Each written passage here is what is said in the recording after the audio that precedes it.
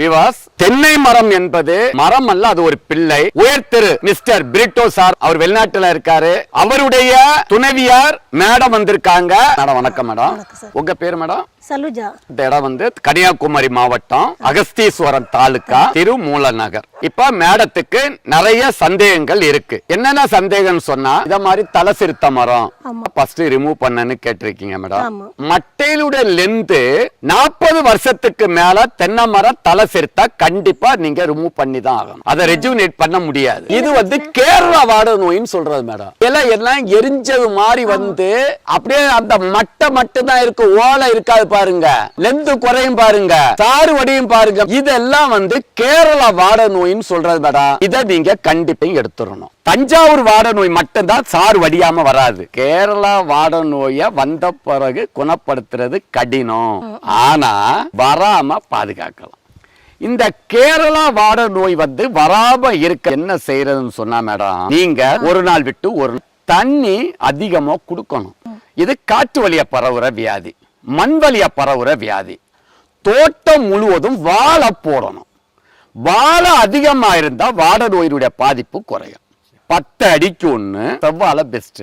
அது நான் எப்படி போடணும்னு சொன்னா, 2 அடி நீளம் ஆழம் அகலம் எடுத்து மேல் மண்ணை உள்ள போட்டு அதுக்குள்ள காஞ்ச குப்பை, சாணி, ஆட்டுப்புழுக்க இதெல்லாம் நிறைய கொட்டி 3வது மாதத்திலிருந்து அதுக்கு கொஞ்சம் மண் அணைச்சி, நம்ம ஆர்கானிக் ஃபார்மிங்கா இருக்கனால கடலை புண்ணாக்கு, பூம்பும் பூஸ்டர், வேப்பம் புண்ணாக்கு, கற்பக ஆர்கானிக் கலப்போறாங்க, இதெல்லாம் நீங்க நிறைய கொடுங்க. இந்த மண்ணை வந்து பாக்குறோம், இத மோந்து பாருங்க.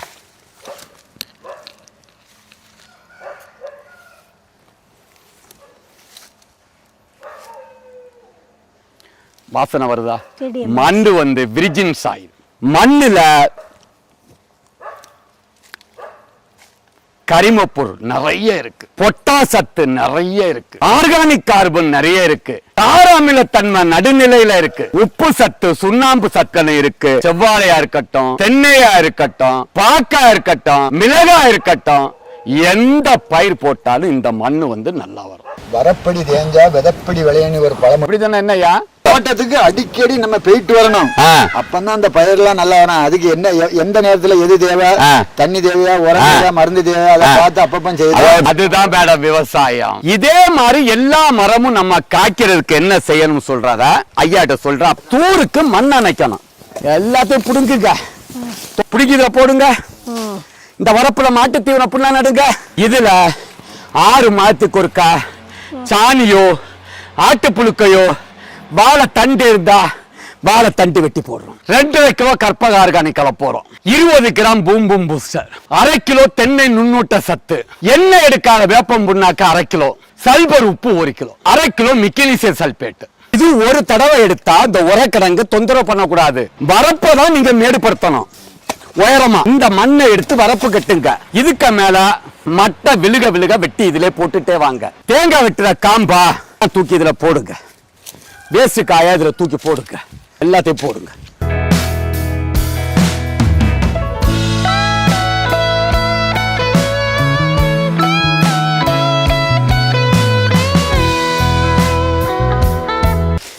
இனி இதுல களை வளருமா? இதுதான் உரக்கிழங்கு. பண்ணிட்டு வந்தா ஏன் 200 காய்க்காது? அதனாலதான் நம்ம வெள்ள பெயிண்ட் அடிச்சா தெல்ல பறிச்சு குளிச்சு வந்தா வாட நோய் குறையும். அதான் ஒரு 4 அடி 5 அடி உயரத்துக்கு அடிச்சுக்கிட்டு இங்கதான் குப்பை மாறி கிடக்கணும். அப்புறம் இது மக்கி மக்கி கியூமஸ் ஃபார்ம் ஆகும், மண்ணு கருப்பா மாறிடும். ஏரோட்டம் நல்லா இருக்கும். ஏரோட்டம் நல்லா இழுத்தா தலக்கணம் நல்லா இருக்கும். தலக்கணம் நல்லா இருந்தா தென்னை மரம் காய்ச்சிக்கிட்டே இருக்கும். கேரளா வாட நோய் வராது.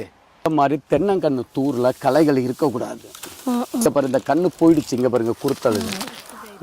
ஏன்னா இந்த களைகள் வந்து என்ன சொன்னா பூச்சி நோயை பரப்புற வெக்டாருன்னு சொல்றது. தயவு செய்து நான் சொல்றேன் கேளுங்க, தண்ணி வந்து தூர்கிட்ட பாயக்கூடாது. தண்ணி இங்கதான் பாயணும். எங்க தண்ணி உரம் இருக்கோ அங்க வேர்கள் வந்துடும். தென்னை மரத்துல ஆணும் பெண்ணும் தனி கிடையாது, பனை மரம் மாதிரி.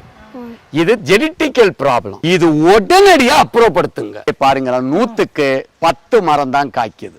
அப்ப 300 மரத்துல உங்களுக்கு காய்க்கிறது 40-50 மரம் தான் காய்க்குது. அப்ப 250 மரம் ஒழுங்கா காய்க்கு. 250 மரத்தை ஒழுங்கா காய்ச்சா 60 நாளைக்கு ஒருக்கா கண்டிப்பாக நான் சொல்றேன் மேடம் 6000-7000 வெட்டலாம். இப்ப நம்ம ஜாதிக்காயை பாக்குறோம் மேடம். தென்னையில ஊடு பயிர் ஜாதிக்காய் பெஸ்ட். ஜாதிக்காயில நல்ல ரகம் எப்படி கண்டுபிடிக்கிறேன்னு சொன்னா 3 இருக்கு மேடம். ஒன்னு வந்து விதைச்செடி, இன்னொன்னு சைடு ஒட்டு, இன்னொன்னு பட்டிங். இது வந்து மேடம் பட்டிங். இந்த ரகத்துக்கு பேரு விசுவாசிரி.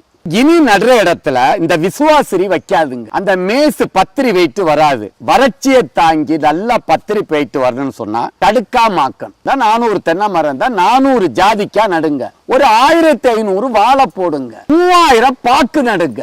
5 வருஷத்துக்கு பிறகு வெளிநாட்டுல உங்க வீட்டுக்காரர் சம்பாதிக்க வேணாம். இந்த காய் இருக்குன்னா இது சேலம் விட்டு பெங்களூரா குண்டு சேலம் சொல்றது. இதுல ஒரு விசேஷம் என்னன்னு சொன்னா பச்சை காயை நீங்க சாப்பிடலாம். இது பழுத்து சாப்பிட்டா டேஸ்ட் இருக்காது. மாமரத்துக்கு கவாத்து கண்டிப்பாக எப்ப பண்ணுன்னு சொன்னா அக்டோபர் நவம்பர் மாதம் பண்ணணும். கவாத்து பண்ணேன்னு சொன்னா உங்களுக்கு அடுத்து புது குருத்துகள் வரும், புது தெளிர் வரும், நல்லா காய்க்கும். மருந்துகள் ரொம்ப அடிக்க வேண்டியதில்லை.